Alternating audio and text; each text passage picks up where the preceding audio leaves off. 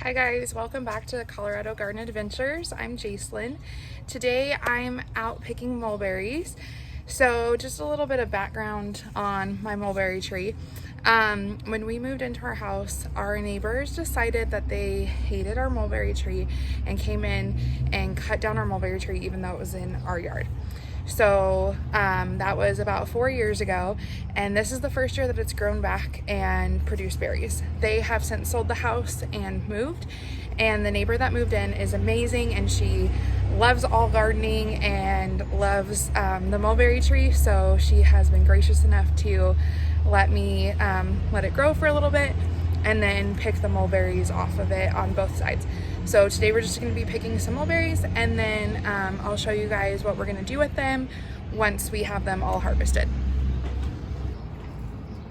So as you can tell, there are quite a bit of mulberries on the tree, and Rooster and Hank love eating the fresh mulberries, not only the ones that drop on the ground, but also the leaves and the ones that are still connected to the tree. Look at all these awesome ripe mulberries. So I just picked this tree completely clean of all the ripe ones just a few days ago, and it's already full again. So to pick mulberries, it's pretty self-explanatory. You just find the ripe berries and pick them right off.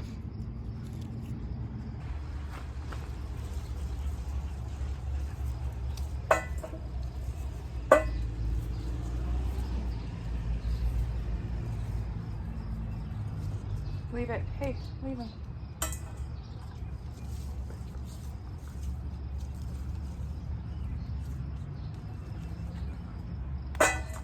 Leave it. Okay, gentle.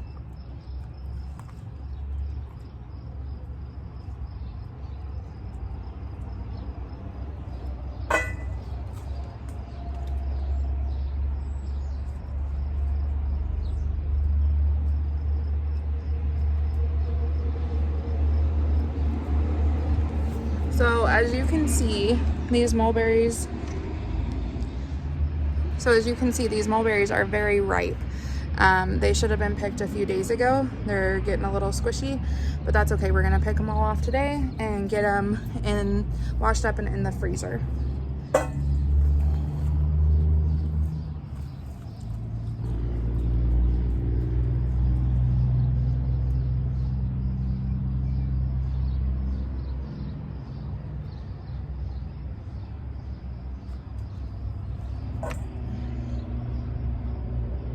Any of the ones that are too overly ripe, like this one's a little too squishy, I'll just feed it to the dogs.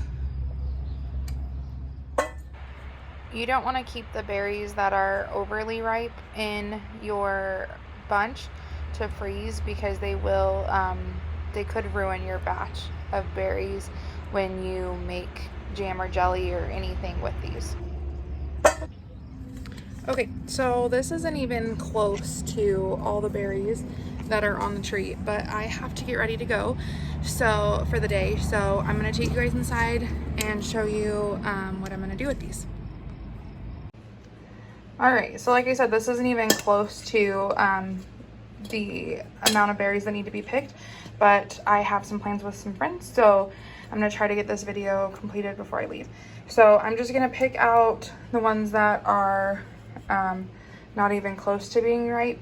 These other ones in here, they could ripen up a little bit more, but I'm not super concerned about them, because when we make our jam and jelly, we will use like the whole batch of mulberries, and so the little ones that aren't as ripe, it will just get blended in and it won't really matter. So what I'm going to do is I'm going to pour these into a colander.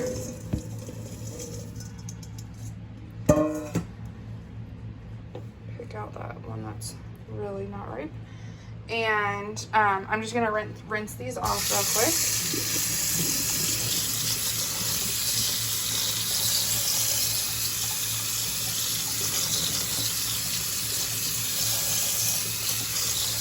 Because I don't use any pesticides or anything on my plants, I'm not super worried about washing them super thoroughly. I just want to rinse them off, make sure I get the dirt and stuff like that off. Once they're rinsed off, you want to let them dry for a little bit, but not too long. If you let them sit too long in the heat of the summer, they will mold. So what I did with my last batch is I let them dry for a little bit, and then I just put them into a gallon Ziploc and put them in the freezer. And then once I have enough of these, I will use them to make jelly and jam. So probably if I pick all the rest that is on the tree that's ripe and then use these, I should have enough to make something with them. Thanks so much for joining me today, guys. If you enjoyed this video, please consider liking and commenting. And to see the finished product with the mulberries when I finally do make the jelly and jam, make sure to subscribe so you get a notification when I release that video.